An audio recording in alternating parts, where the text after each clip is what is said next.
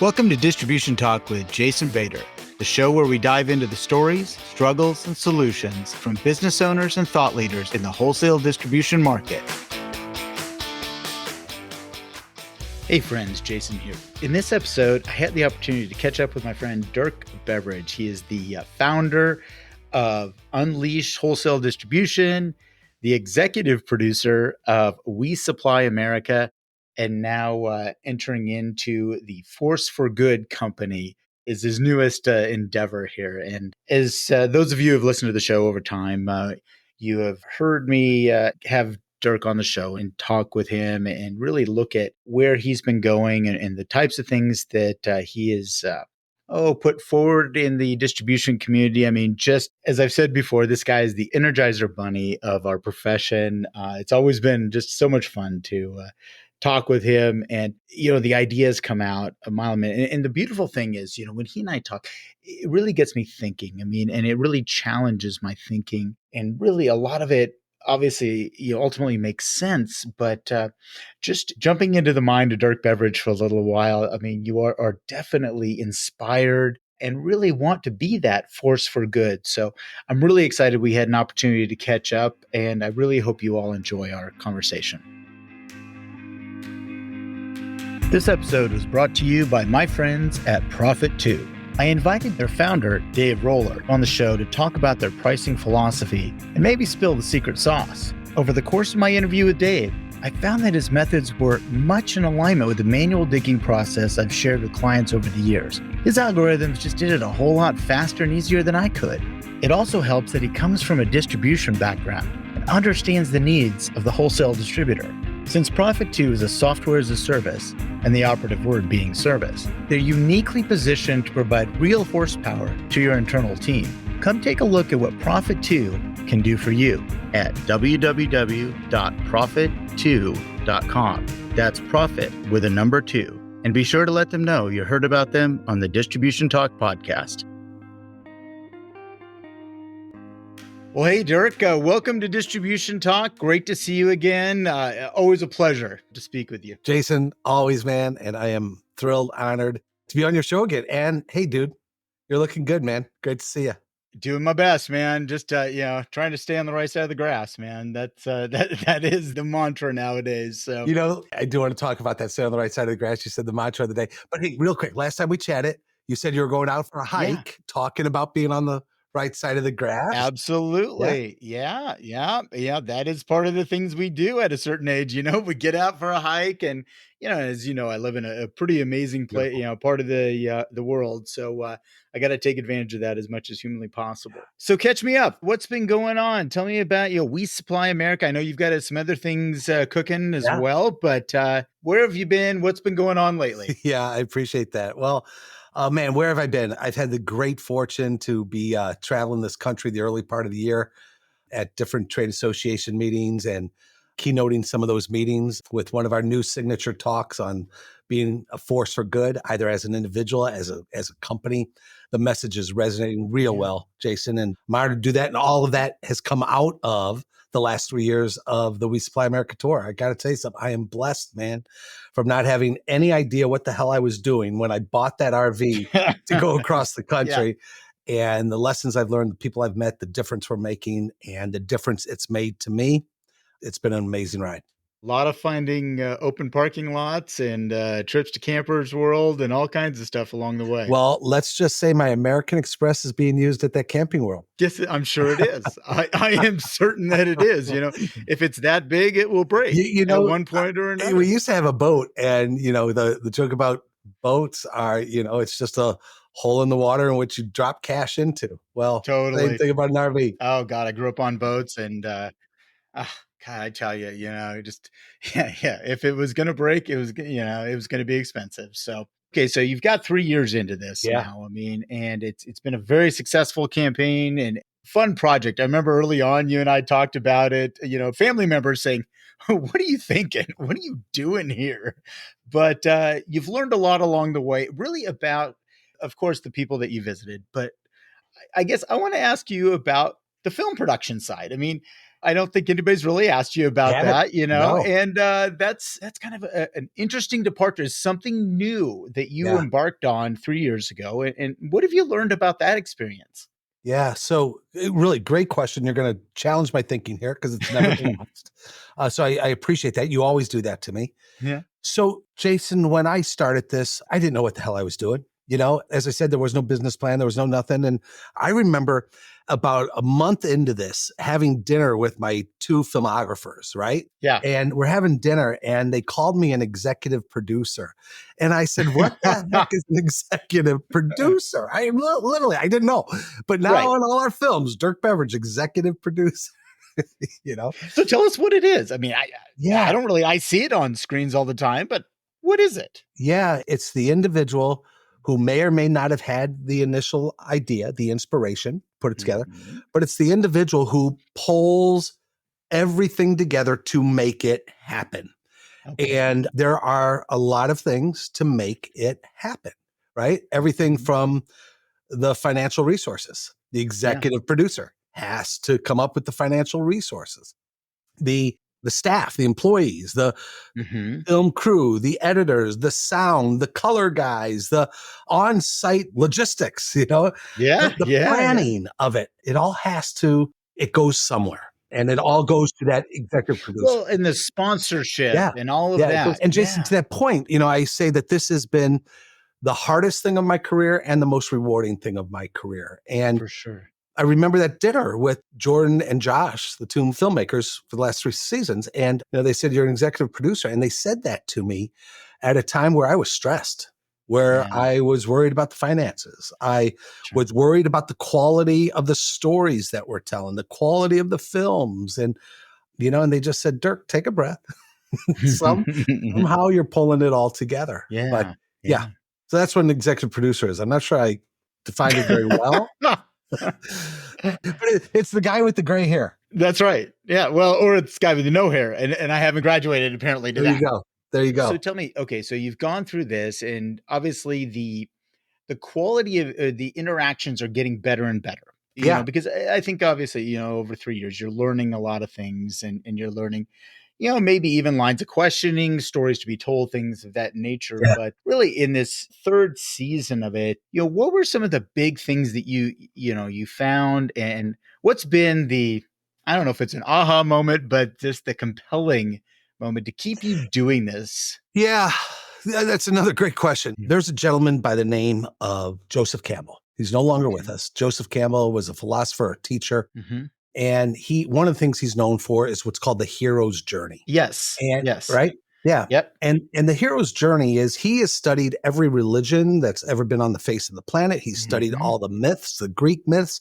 He's studied the Native American myths. He's studied the myth of America. Mhm. He's studied the Aztec myths. And what he's found is that all of these myths, all of these stories, all of these religions that Mhm. move society and move people forward are all the same story, Interesting. just in a different time, a different place, Mhm. a different setting, and different characters.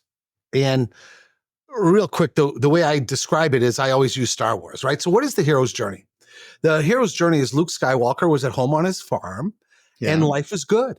And then one day the world turned upside down. Maybe it was the pandemic, right? Maybe it was Mhm. the Mhm. inflation. Maybe it was the economic crisis. Maybe it was a divorce. Maybe it was, losing a job. But the world turns upside down and Darth Vader arrives, a dragon arrives, and Luke Mhm. Skywalker is called to adventure. Yeah. Everybody's looking to Luke. And when Luke looks at himself, he says, don't look at me. I'm not the guy. Right. And he says, I don't believe in myself. I don't trust myself, all of that. But something within him, Joseph Campbell says, he answers the call to adventure. He Right. crosses the chasm. And in this journey, this hero's journey that he begins, he meets the dragon. He meets the challenge. He meets the hurdle. He meets Darth Vader, who wants to destroy him, and in that case, the world. And he Mhm. almost dies. But along the way, he finds a mentor. He finds a guide in Yoda, Obi-Wan Mhm. Kenobi. Mhm. And these guides don't tell him what to do, but the guide helps the hero look inside to find the answer within. Mhm. And that's what happened to Luke Skywalker. And so we all know the story. He wins the day, he goes home to his farm, but then his story's not over. Right. And he's compelled to share his lessons with the world to further society. And so your question, back to your question, what did I learn in these 3 seasons? And what I've learned is that all of these independent family-owned businesses, they are on their own hero's journey. Mm-hmm. Every individual, that warehouse associate is on their own hero's journey. And if you have the intellectual curiosity, if you're interested in humanity, if you're interested in understanding what is good in this world, and you listen to these stories, the lessons that come out of it and the strength that you see in people, the ability and the resilience that we all have, it's truly inspiring. So what have I learned?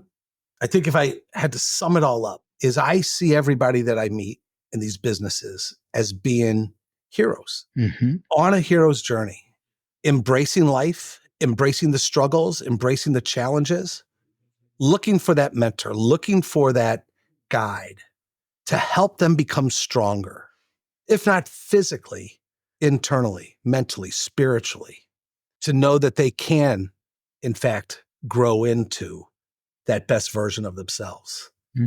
So one of the things that's kind of occurring to me here, and tell me if I'm on the right track. I suspect when you had this original vision to go and visit all of these distributors and run around the country, that the original vision that you were going to really explore the ownership, the executive suite, or whoever, the ownership of the family first. Yep.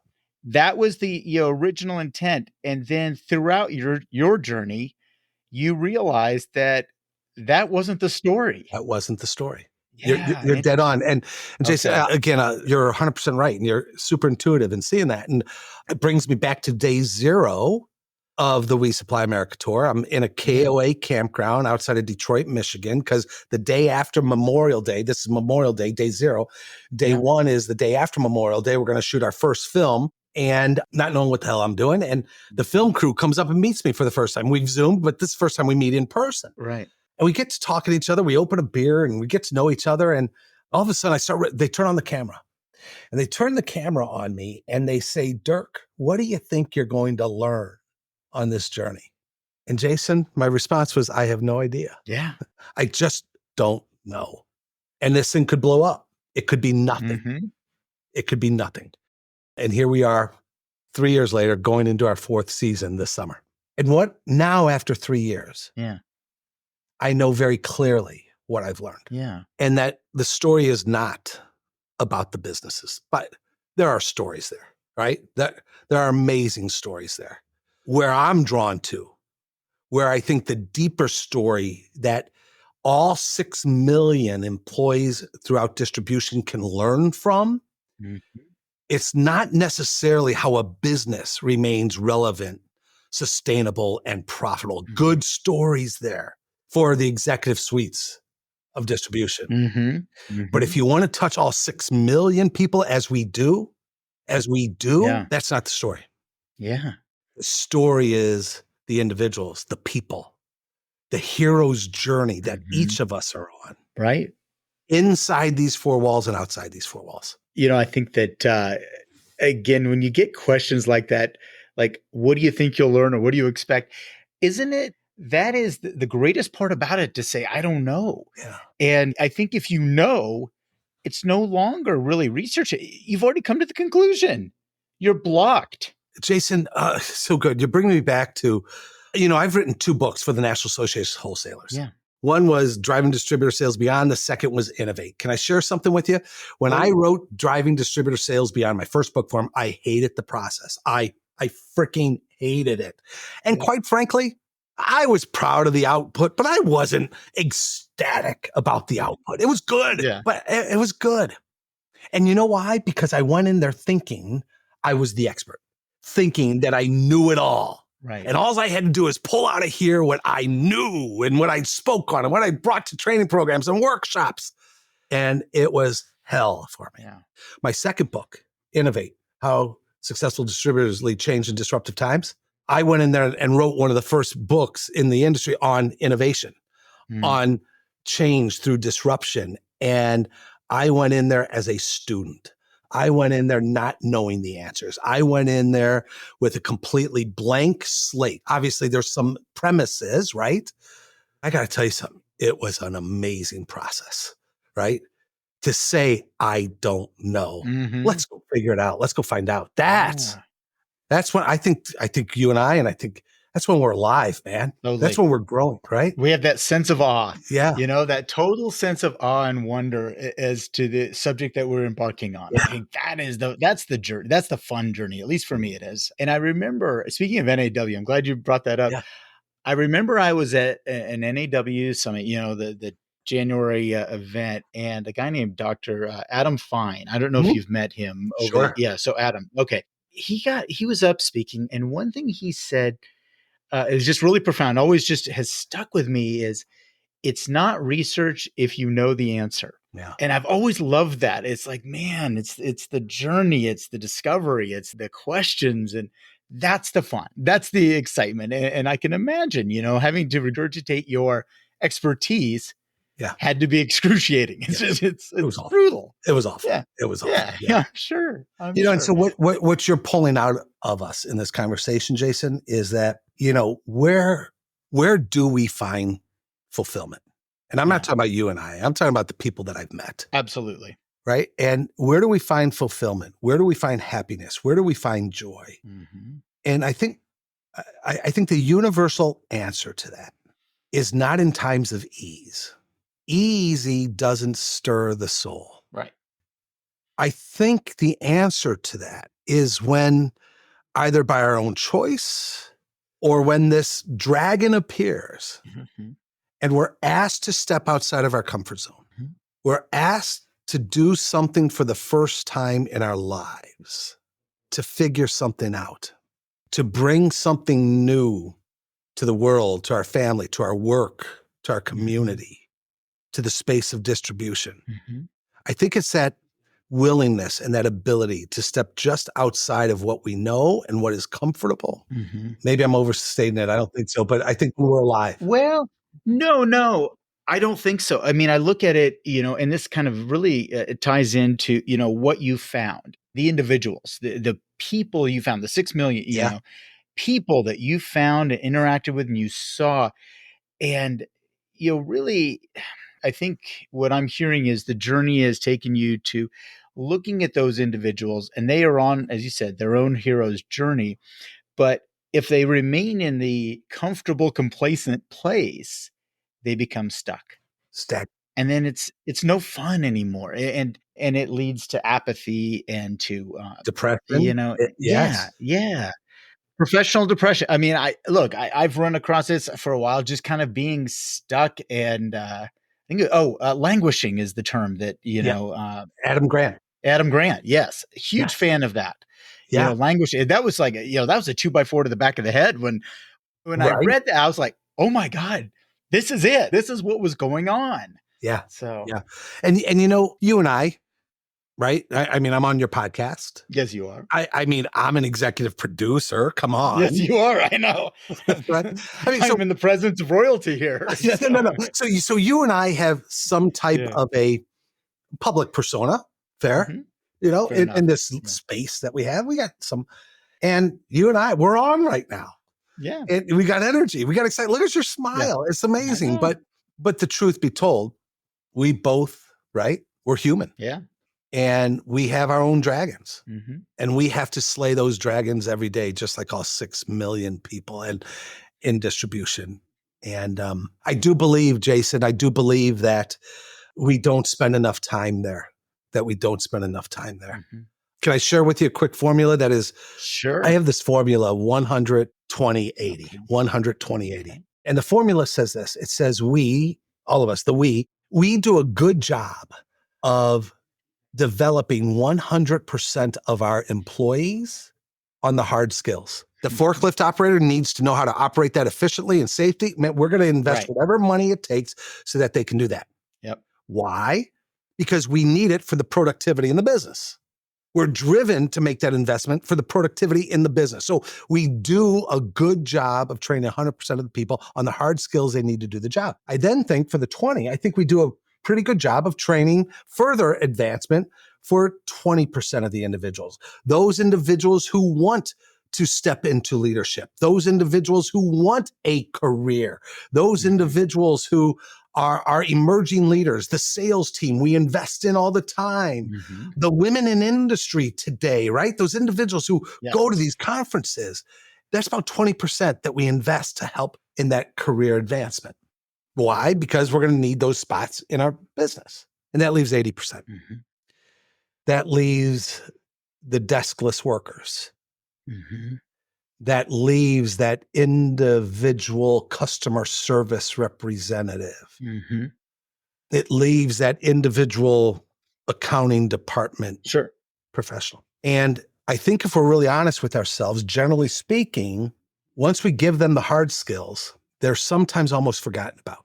We sometimes as leaders make assumptions. Well, that's all they want in life. I've asked them if they've wanted to move into leadership, and they've said no. So that's all they want. When in reality, what I've seen, the people I've talked to, is they're just like you and I. They have dreams, goals, they have ambitions. They do want to become just a little bit better tomorrow than they are today. They might not voice it like that, but that's the human condition. And I think we can do a better job in recognizing and acknowledging not 20% of the 6 million people in distribution, but those 80% also. Let's total it up to all 6 million. And I think it's tremendous responsibility and opportunity for all of us to say, what can we do to help every individual grow into their full potential? Become the best version of themselves. Yeah, absolutely. I mean, I think you've really hit on something that, I started thinking about the folks that I see and you see come through these, these educational seminars, and the people that get invested in. But there is a tremendous group that's not. I mean, and you and I've talked about, the coaching groups that we do, and we have tried to, kind of dig a little deeper into that 80%, and to give them a voice and to give them an opportunity. But I will dare say that the people who are put up for that type of group or that type of interaction tend to be that 20%. Yes. And it's just, you're right. There is a tremendous gap. There's an opportunity here for someone to drive curiosity and to get that spark going. Yeah. And that does. Thank you for that. That leads me to my ambition. And my ambition for the fourth quarter of my career is there's a positive psychology movement going on, right? And the scientists and the research tell us that we need 5 things to flourish as human beings through positive psychology. And Martin Siegelman, as he created this movement, he set a goal to have 51% of the world's population flourishing by 2051. And today, Great Place to Work tells us that only 16% of employees are flourishing. So there's a tremendous gap there, right? And Jason, my ambition for the fourth quarter of my career, everything that I'm focused on going forward, is to do our part to ensure that 51% of the 6 million employees in distribution are flourishing by 2051. That's what I get up every day to do. And if you don't mind, I just had the opportunity to go to Athens, Greece, about 6 weeks ago to do some training over there. And I loved it because it was perfect timing for me. I got paid to go over to where Socrates and Plato and Aristotle, these people I've been studying for the last 3 years. And I arrived and I hired a tour guide to take me to walk the steps of Socrates and Plato and Aristotle. And my mind was blown for these 3 hours. And then about 3 hours in, they take me to the National Gardens in Athens.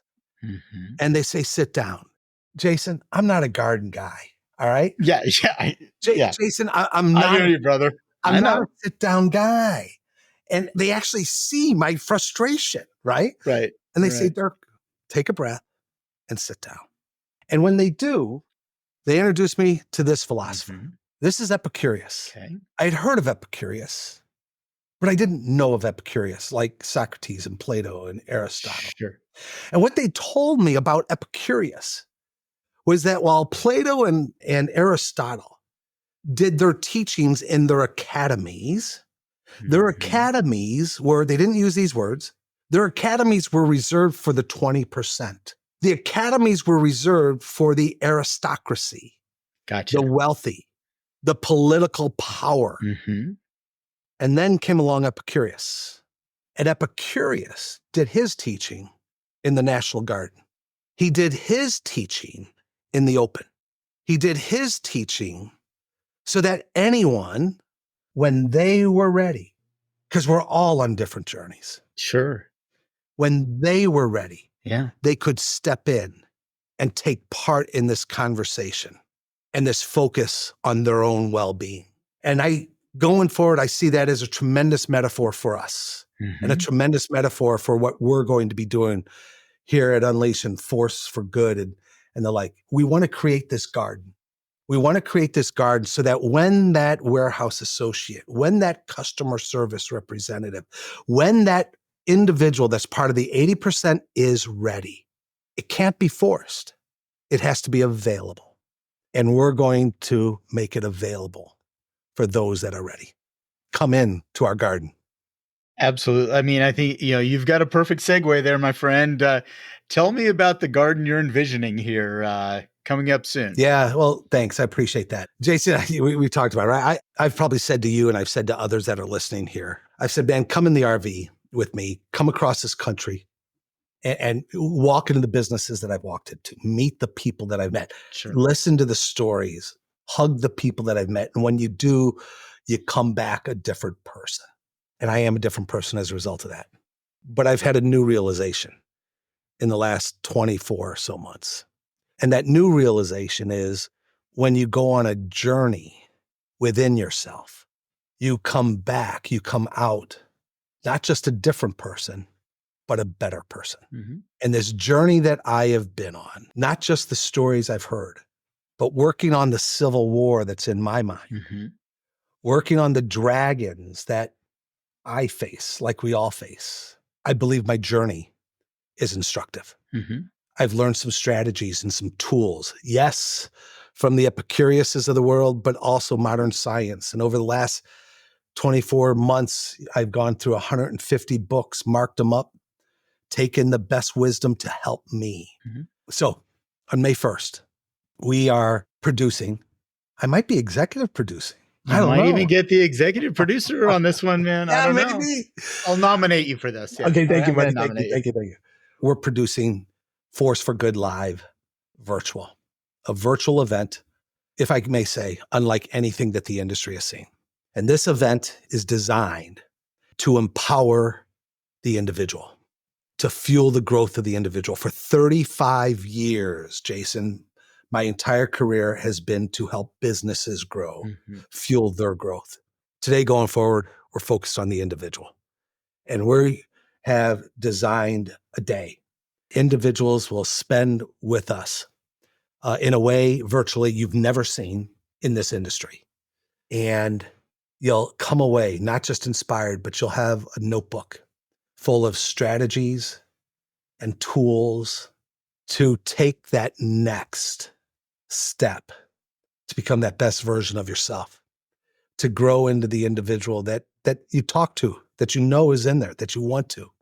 So that's going to be on May 1st and super excited for it. So tell us now, in order to make it open to the masses, Yeah. you've said, you know what, and again, you and I have done stuff like this Yeah. and we've charged a lot of money for Yeah. this. And, Yeah. and we have, through that pricing and through that almost exclusivity, we really have only catered to the 20% that you referred to earlier. But that's not the same thing here. I mean, you've said, I want to go after the 80. I want everybody to take that first step on their journey When they are ready. when they're ready. When they're ready. And if you are listening to this, and if you're a CEO and you've got that little civil war going on in your head, if there's that CEO and you don't have the energy that you would love to have, if you're that warehouse associate and you doubt yourself, Mhm. if you're that individual, one of those 6 million that you know there's something more, you're tired Mhm. of the overwhelm, the burnout, you feel like you're not getting the recognition that you deserve at home, right, at work. Yeah, we want you. if it's right for you. Mm-hmm. So we've priced it so that everybody can walk into our garden, if you will. Yeah. We've priced it at $47 Yeah. to come on in and spend the day with us. And what I encourage you to do, I encourage you to talk to your boss, talk to your spouse, talk to your kids, and let them all know that you need this day for you. Mm-hmm. Jason, one other thought comes to my mind with that. On the journey that I've been in, I think, force for good. How did I come up with the term force for good? It's because everybody that I've met and these businesses that you and I have the amazing fortune to work with, they truly are forces for good. Absolutely. On the individual level, because of that spirit of wanting to serve, of being good for everybody around. Our spouse needs us. Our kids need us. Our boss needs us. Our work needs us. Our community needs us. Our church needs us. And because of who we are, we give and we give. And then one day we wake up and we say, we're serving everybody else but myself. And it dawned on me that that was happening to me, like it happens to you and everybody else. Yep. And so 3 words changed it for me. Those 3 words were start. It's time to start with me, because if I don't calm that dragon, if I don't bring my full self, if I don't bring the energy that the world and my family and my kids demand or want of me, I'm not serving them. I have to serve them by starting with me. So just one day on May 1st, tell your boss you need it for you so that you can come back a better version of yourself to serve the business as well. Oh, it's fantastic, my friend. I mean, I'm really excited for you. I mean, and one of the things I absolutely love about what I do. Yeah. I mean, I get involved with companies, but I get involved with people, and I think we're of the same cut of cloth. Yeah, absolutely. That we love, and I think the curiosity. That's the beautiful thing. What is this person's capability? Where is their journey going? And that's always the pleasure of what I do. And I suspect it's the same with you. So, this is exciting. I mean, hey, the fourth quarter is coming, as you said, it's time. It's time to find your, that fourth quarter passion. And something else that I've learned, how many people listening to your podcast today, at some point in time are wondering what their purpose is. Yeah. A lot of people right now are in fact wondering what their purpose is. And the truth is, your purpose will change as you evolve. And to your point, this fourth quarter, it's very clear what my purpose is right now. Yeah. And we're stepping into outside of our comfort zone.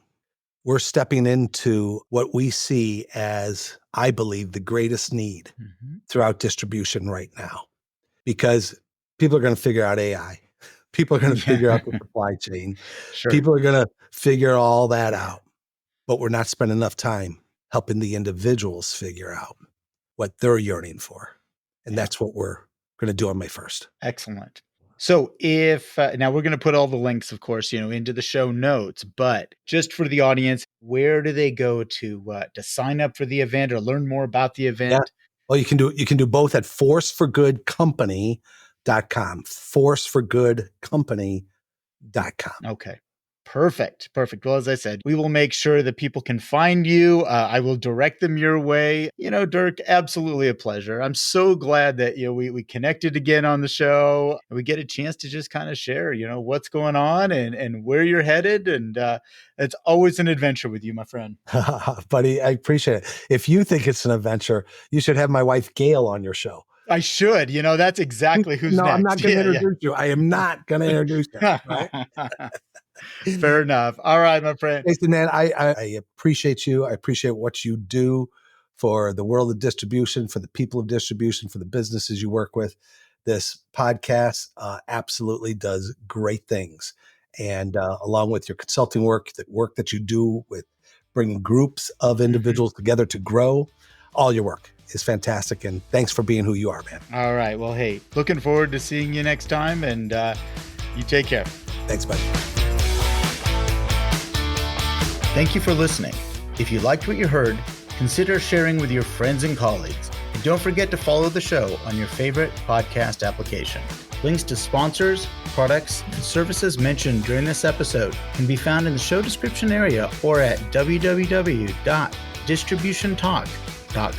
Distribution Talk is edited and mixed by the brilliant team at the Creative Imposter Studios. This episode was brought to you by my company, The Distribution Team. We are a consulting services firm dedicated to helping wholesale distribution clients remove barriers to profitability, generate wealth, and achieve personal goals. To learn more about how we can help your company succeed, check us out at www.thedistributionteam.com.